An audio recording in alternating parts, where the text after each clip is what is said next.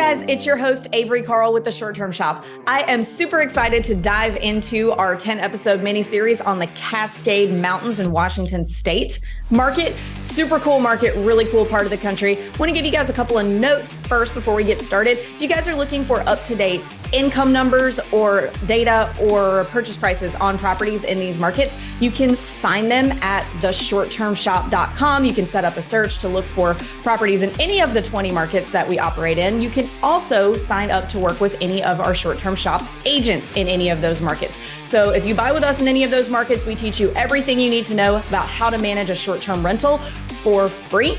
And you can do that at theshorttermshop.com. Also, if you know you want to work with us already, you can email us at agents@theshorttermshop.com and we'll get you set up with one of our agents in one of our 20 markets. We have also got a Facebook group, Short-Term Rental, Long-Term Wealth, same title as my book on Facebook. If you guys want to just join us, it's 60,000 of my closest friends talking about short-term rentals and managing them and buying them all day long.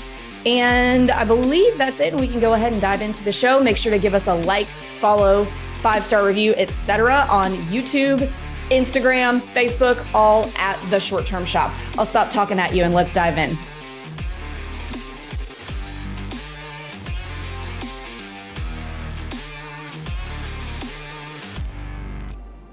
Hey guys, welcome to episode 6 of the Short Term Show's special episode series on the Cascade Mountains in Washington.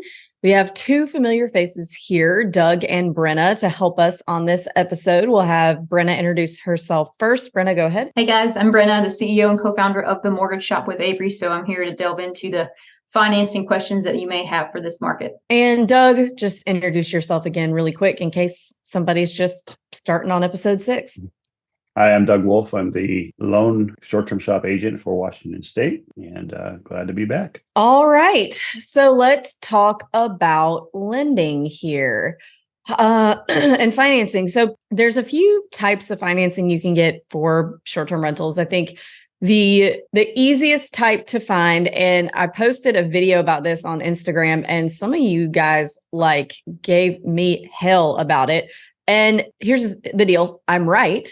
But conventional financing is the easiest type of financing to find. If you qualify, they will give you a conventional loan. And a lot of y'all were like, they don't just give it to you. If you qualify, it's the easiest type to find. And that's what I mean by you can walk into any mortgage brokerage, bank, lending institution anywhere in the country, and they do conventional loans. So let's talk about this. Brenna, can you go over what is used to qualify you for a conventional loan? Yeah, so conventional loans are known as full doc loans, full document loans, which means it goes off of your personal debt and your personal income and your personal credit score. So we will pull your credit and it will come up with your 3 credit bureaus. We use the median credit score. Then we look at all of your monthly debts and then divide that by your income and come up with your debt to income ratio. And that's how generally conventional loans are approved. Okay. So they're taking into account how much money you make and how much debt you have. So what is the minimum percent down you can put for a conventional investment loan? For investment only, the minimum is 15%. So a lot of people think 20%, but the minimum is actually just 15% if you're just using it solely for an investment property. Got it. So you can put down 15%. I think a lot of people mistakenly think that 20 or even 25% is the minimum, but it's actually 15 per Fannie Mae standards. You may have to call around and ask a few lenders because they might have specific rules that are just specific to their company in terms of the percent down, that you can put 15 per Fannie Mae. Yeah, so a lot of banks and stuff will have what you're talking about is overlays or rules on top of what Fannie Mae and Freddie Mac allow. So you always want to ask your lender if they allow 15% down on investment-only properties. Also, Fannie Mae and Freddie Mac allow you to use what's known as proposed rental income to help offset your debt to income ratio. So the property that you're purchasing, we can get proposed rental income back on that property and use some of that depending on if you're an experienced investor, or all of it if you are an experienced investor. So if you're not, we can only use the amount to offset your mortgage payment. If you are an experienced investor, we can use 100% of that net rental income that comes back on the appraisal. Okay, so a few more questions about conventional loans. So can I just go get as many conventional loans as I can? as long as I qualify? Is there a limit on how many I can get? So you have to get up to max 10 financed residential properties. So Fannie Mae and Freddie Mac will not allow you to go over 10 financed properties. So I emphasize the word financed and residential because if you own a property free and clear, that doesn't count against your number of properties financed. So you could have 9 financed properties and own 1 free and clear where you still have 1 more. And then I emphasize residential because a lot of you guys are doctors or lawyers, and you ask if your office practice counts, and that does not because that is commercial in nature. So it's 10 max financed residential properties. All right. And let's talk about married people. So if you are married, you can alternate whose name is on each loan and get 20 total as long as you can each qualify on your own. But if you put both of your names on every single loan, then you can only get 10 collectively. So keep that in mind if you're a 2-income household to try and alternate whose name goes on each loan, because then you can get 20 for your household rather than just 10. All right. And typically, conventional loan interest rates are going to be better than any other type of interest rate. So there's some conflicting information about this out there. Some short-term rental investors say that you should immediately go DSCR or commercial and not mess up, or not, I hate to use the word mess up, and not touch your DTI with conventional loans. But I am the opposite. I think conventional is the easiest to get, the lowest interest rate. And so I would argue to knock out your 10 conventionals before you switch to DSCR, or, go as far as you can. You might not be able to get all the way to 10 and still qualify with your debt to income ratio, but I would recommend getting as many conventionals as you can before you switch to DSCR or commercial, which we're going to talk about in just a second. Because to me, it's just the easiest to find. The interest rate's going to be the best. They're going to be the least amount of rules like prepayment penalties and things like that. But before we move on to DSCR, we have a few more things to talk about here. So Brenna, what's a jumbo loan? We hear that term a lot. Jumbo loans are just loans that are above the conforming loan limit. So the FHFA comes out yearly with the conforming loan limit. So if anything is over that, it would be considered jumbo. A lot of people think that jumbo loans are harder to get financed, and that's not the case. It's just a portfolio loan, basically, instead of a Fannie Mae or Freddie Mac loan. Interest rates are similar, about the same. For jumbo investment only, you do have to put 20% down. For second home vacation homes, you can still put that 10% down like a conventional loan. So contrary to popular belief, they are not harder to get financing on. They're very similar. It's just the loan amount versus conforming loan limits. Okay. So a jumbo loan is just a loan for a higher amount. It works very, very similarly to a conventional, but it's technically not conventional. Correct. All right. And then let's talk about that one that you mentioned called a vacation home or second home loan. What's that? So a lot of people will think second home and vacation homes are different. It's the same thing. So it's one or the other. It's the same definition. So a second home is somewhere that you intend to vacation, and then Fannie Mae will allow you to rent it out when you are not vacationing there. The general rule of thumb is you have to stay there for some time out of the year. They don't give a specific amount of days, but you do have to, your primary intent has to be to vacation there first, and then you can rent it out. I do want to preface again, there are a lot of banks and lenders that have overlays that will not allow you to rent out your second home. So you always want to do your due diligence and ask them up front if they allow that, and you want to get that in writing in an email. If they do not, then obviously you don't want to go with them if your plan is to rent it out some. So just do your homework on that. Okay. So we want to make sure that we're following the rules here because we don't want to commit mortgage fraud. So things that would potentially fall into the category of being a gray area would be you really aren't supposed to have more than one vacation home loan in the same market. What are some other gray areas that you want to stay out of? If you plan on renting it 100% and never visiting the property, then that's not a vacation home.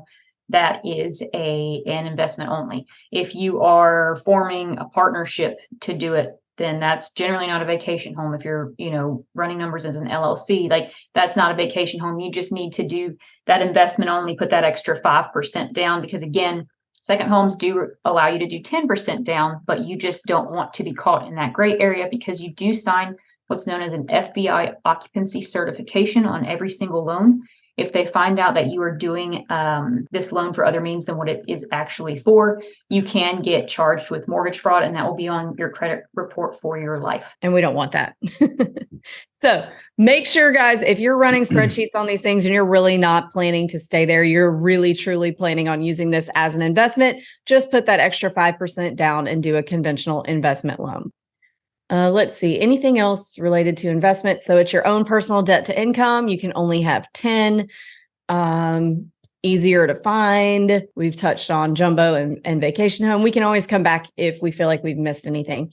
So let's talk about the second type of loan that I think is the second easiest to find, but still not that easy. There's a handful of lenders in the country who will do them for short-term rentals, and they are DSCR loans. So Brenna, can you give us a definition of that? Yeah, DSCR loan does not go off of your personal debt or personal income. It's not a conventional loan. It's actually a business purpose loan. It goes off the property you're purchasing's proposed monthly rental income and the proposed monthly mortgage payment. They generally want at least a 1-to-1 ratio. That means if your mortgage payment's $3,000 a month, then that proposed rental income needs to come back at $3,000 a month or higher. It is 20% down. You know, I hear out there that some people allow 15% down, but it's very few and far between, and you are going to be hard pressed to close on time, if at all, with that. It is a great, leverage tool. So Avery's saying, try to get your conventionals first, which I totally agree. But sometimes if your debt to income ratio this year is capped, right, because you need to file rental income on your tax returns, then we look at your personal goals. And then if you want another property under your belt this year, you can go DSCR and get that property because it doesn't go off your personal debt. Once you file your tax return and you're able to use that rental income that is on your tax return, you can go back to conventional and vice versa. So you can use that as a tool in your pocket to leverage your debt and leverage your cash flow per year. All right. So DSCR, to recap, does not use your personal debt to income ratio to qualify. So guys, examples of people who this would work really well for are maybe people who have a W-2 income that might limit the amount that they would be pre-approved for, but maybe they've got plenty of cash to make a down payment on a higher price property. So if you've got $1 million cash, but you only make $75,000 a year, maybe you've had some kind of a windfall and your income will not allow you to get a loan on a property at that higher price, then this might be an option for you. Or maybe someone who has recently left W-2 work and they're now doing 1099 and they don't have 2 years of 1099 income to show to get a conventional loan. I see a lot of people who don't have W-2s who are professional real estate investors who use these types of loans. So, or if you're just out of conventional loans, if you've got 10 finance conventional properties, this DSCR product might be good for you. Now, Brenna, I think that a lot of people, when they start hearing about this, they're like, oh man, I really want to get one of these, but there are some pitfalls here. Actually, before we not pitfalls, but some things you want to pay attention to. With DSCR, you can go ahead and get that right in your LLC, where conventional, you have to get in your personal name. So that's another difference. But what are some things that they need to understand before they get a DSCR loan? Because it's not all like sunshine and rainbows and let's just go buy 1,000 properties and not have anything to think about. So what are some things we need to think about when getting a DSCR? You do have to have that 20% down, and generally they will require 6 to 12 months reserves depending on the investor that you're going with. A lot of them have prepayment penalties, which means usually the general one without buying any points down to lower the prepayment penalty is a 5-year prepayment penalty, which means if you sell or refinance in that 5-year period, you have to pay that amount of interest. So let's say you refinance in your 4th year or 2nd year of owning the property, then you have to take 3 years of interest out of what you're getting on that refinance or selling the property. Now, everybody a lot of times now can offer a DSCR loan, but you really want to go with somebody that specializes in it, because there are options out there that actually the interest rates are very comparable to conventional, and there are also options that don't have prepayment penalties. So that's a win-win if you are in the situation, one of the situations like Avery mentioned, you can't qualify debt to income ratio wise right now. You do have that 20% down to qualify. you can do a DSCR loan without a prepayment penalty. Just do your homework and always ask your lenders if they have options for that. Okay. Yeah. So that prepayment penalty is something you want to keep in mind. If you are using a lender that does have that prepayment penalty, you aren't going to be able to like sell this in 1031. Well, you could, just not efficiently, because you're going to have those, you're going to be locked in for a little while. So just keep that in mind. Interest rates are going to be higher on DSCR loans because it's riskier to the bank. So when you think about it, they're giving you a loan just based on the idea that you're going to do a good enough job with this thing to pay your mortgage, which is, I think, a pretty big risk. So they're going to make that money back somewhere, which is typically going to be that interest rate. What's typically the down payment? I think you touched on this, but let's go back over that. Typically, it's going to be 20%. 20%. And some 15% down products have popped on and off the market over time. But again, those are going to be more expensive elsewhere. And I think for this type of product, you just want to stick with the 20. Sometimes they will make you pay 25% down. What kind of things trigger having to do 25%? Is that a low debt service coverage ratio? Yeah, if it's generally lower than 1 to 1, which again, if your mortgage payment is $3,000 and then net rental income is $3,000, that's a 1-to-1 ratio. If it's a little bit lower, then they will require 25% down to get you to that lower debt to service coverage ratio. If your loan amount is over, multiple lenders have different options with this, but normally it's if your loan amount's over 1.2 million, you need 25% down. But generally, the rule of thumb is that 20% down. Okay. So that makes a lot of sense. So this would be like, I would say, the second easiest type of loan to find for short-term rentals. Is there anything else we want to touch on DSCR before we move on? Is there an interest-only option on some DSCRs? So there is. So it's instead of like a 30-year amortized loan, it'd be like a 40-year amortized loan for the first 10 years are interest only. I just caution people against that. Make sure you understand the numbers because it's not a free mortgage. It's all going to back up on you whenever you start to decide to pay that principal and interest. And especially if you have a prepayment penalty, you can't pay more than interest only for those first, 5 years. And so you just really want to watch out for that because appraised values then come into play when you possibly want to get out of it when you can. And if you've only paid interest only on it and you owe more than what the property's worth, you'll be upside down. So it does sound attractive. I just caution people against choosing that option. If you can't make the full mortgage payment as is, then you really need to run your numbers and figure out, if that's really going to work for you or not. So I think that is, well, let's talk for a minute before we move on to commercial about the options between whether it's conventional or DSCR, between 30-year fixed or ARMs or things like that, because that does change the interest rate. So right now we're in November of 2023. We're right at 8% interest rates. I think they might have gone down a little bit yesterday, but anyway, we don't want to focus too much on what the rates are today, but the relationship of how rates change based on what term you choose. Yeah. So 30-year fixed is generally going to be, your run-of-the-mill base interest rate. There are 20-year fixed that have lower interest rate, but really your payment almost doubles, that for a 30-year fixed. So I always say it's not that much difference. Go with a 30-year fixed. And then there's also ARM products. Generally, ARM products on conventional loans are going to be higher than the 30-year fixed. Now, on DSCR loans, ARMs are going to be generally lower than your 30-year fixed. But you want to be careful. Depending on what type of ARM you get is when your interest rate can change. So if you're doing a 3-year ARM, that means that your interest rate is fixed for the first 3 years. But let's say you have a 5-year prepayment penalty. You want to be aware that that 4th year, your interest rate could go up quite significantly. So I always recommend if somebody's doing an ARM, let's at least do the 5-year ARM if you do have a prepayment penalty. That way your interest rate's a little bit lower and you won't have to worry about it going up in the first 5 years. Okay. And before everybody says, no ARMs, that's what caused 2008. No, it isn't. And you need to just be careful no matter what kind of loan you're getting. All types of loans are tools, and they're only as good as the skill of the person using the tool. So if you get a loan, whether it's an ARM or a 30-year fixed, and screw around and do stupid shit, then stupid shit's going to happen to you. So make sure that an ARM can be a good option for some people who have a specific thing that they're going to do with that and using that tool correctly. Same thing with a 30-year fixed. So just keep that in mind as you're choosing types of loans. They are all tools, and you have to be smart with the financing that you are getting. Specifically, I want to call out HELOCs right now. So I have used a HELOC in my lifetime, but it was a $20,000 HELOC.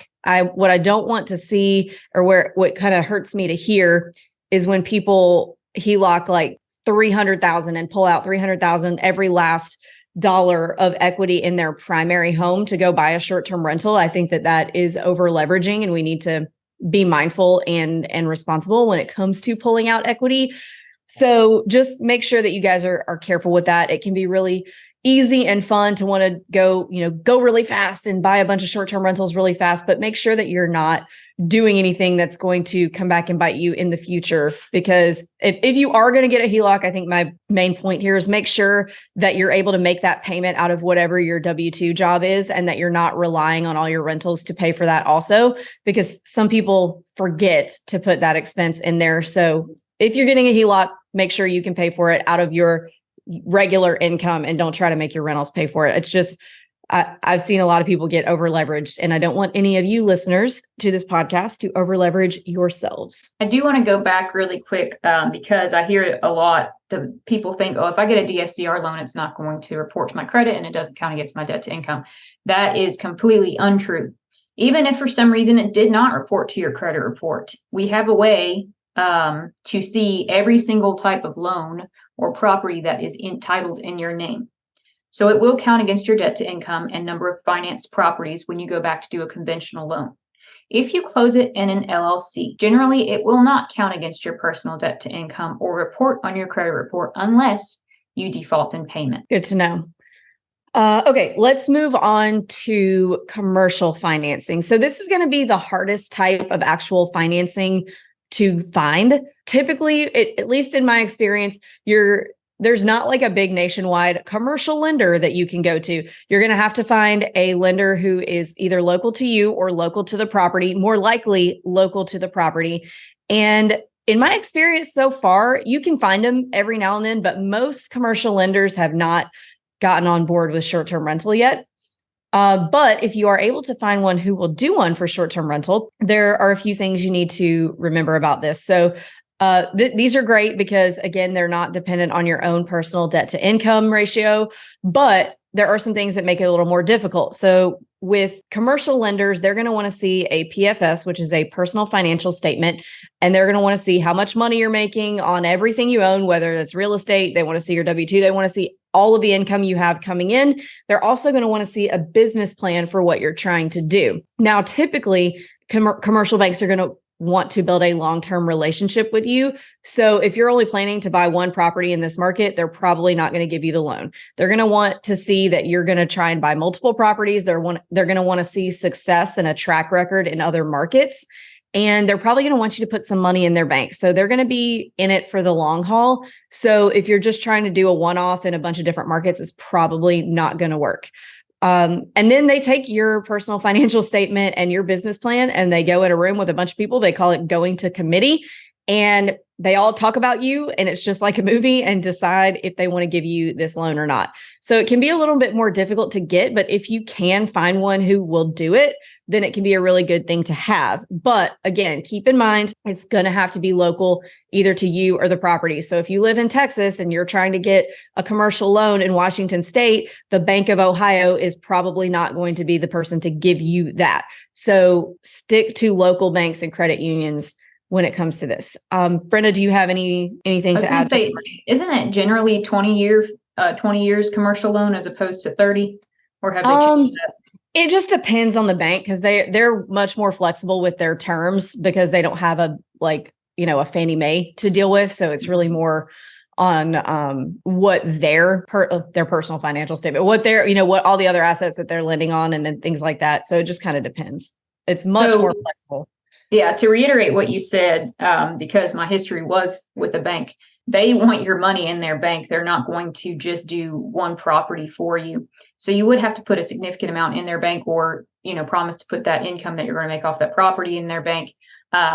banks will want it's called a spider web effect. I call it, because they want three things from you. They want either your like a mortgage, credit card, auto loan, whatever it is, because then they've got you tied into that bank of making payments and most likely putting money there. So if that's the case, maybe strategize and look into that, but also contract date times, because how Avery said they meet with a committee. Well, that committee might have already met last week and then they don't meet for another 3 weeks. And so you have to be accountable for that and let your realtor know, hey, I need to have a 45 or 60-day close just to make sure you have that time for them to meet. Gotcha. So I think that covers all of that. So last, let's talk about creative financing. So these are things, there's a lot of different types of creative financing, but the main two that we see most of the time are owner financing and subject to financing. So owner financing is when the owner is acting as the bank. And the only time that you can do this is when the owner owns the property free and clear. So rather than going and making a down payment to a bank and then making monthly payments to them, you're doing that with the owner and you're paying the owner every month. So this type of financing, especially in vacation markets, is not easy to find. So I know there's a lot of people out there that might have some big fish stories about having done it, but you're not just going to go out and if there's 20 properties available on the market, I mean, you might not find any that are willing to do this or even able to do this, but it can be a great way to get a property without having to go get a loan and get approval and all that. But keep in mind, before you even ask anybody if they'll do it, make sure that they own the property free and clear. Most sellers in markets like this are not going to want to be wrapped up with you for X amount of years. Like most people in general, just if they're not distressed, typically in these types of markets where it's all vacation homes or all investment properties, these sellers are not going to be terribly distressed. They will probably sell their properties at retail, just a regular loan, clean break, before they get in a situation where they want to do anything like owner financing or subject to. So subject to is kind of similar to owner financing, but it's when there is an existing loan on the property. And what it does, and I have no opinion on the subject. I've never done it. I'm probably never going to do it. I'm not probably never going to do it. I am never going to do it. But there's a lot of information out there. Pace Morby, he is the guy when it comes to subject to. So if you have questions on that, definitely follow him and direct any questions to him. Super smart guy.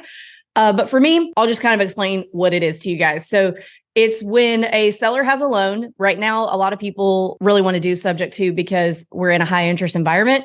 So when you find a seller who has a loan with a lower interest rate than what the rate is today, it's basically where you take over their loan, but it's not official. It's still in their name, but you're paying the mortgage for them and they sell the house to you.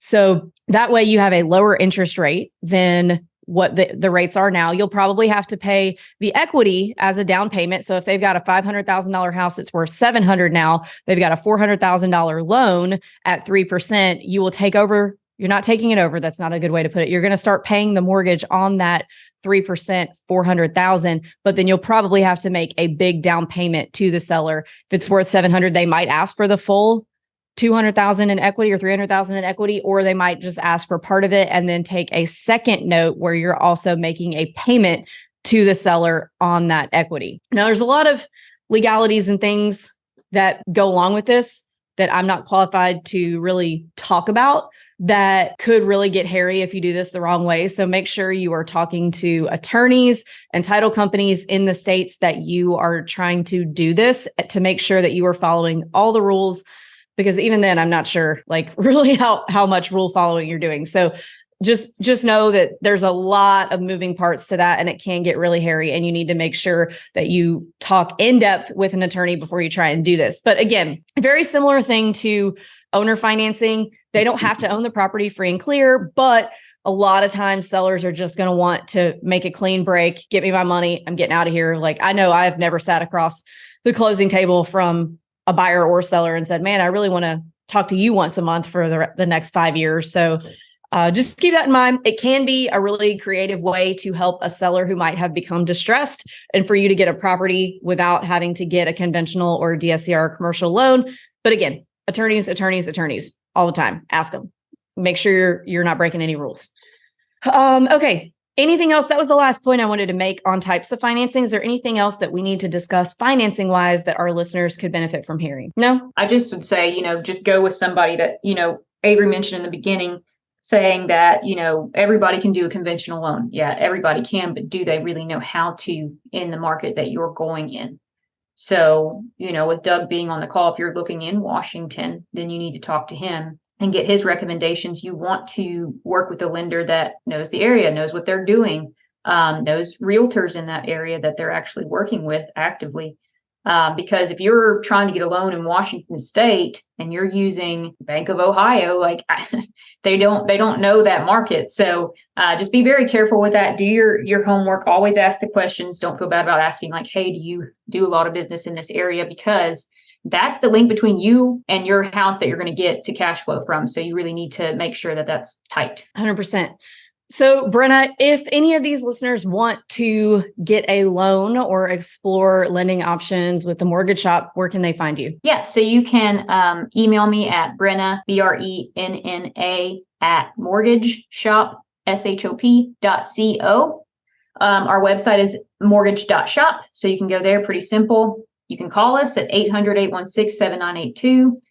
Or find me on Facebook. We do have, if you're a part of Avery's groups, then Avery and I also have a group called Financing Short-Term Rentals. So you can go ahead and join that as well. And all of your financing questions can be asked in there as well. All right. And if you're ready to start shopping for a property in Washington with Doug, you can email us at agents@theshorttermshop.com and we will get you connected.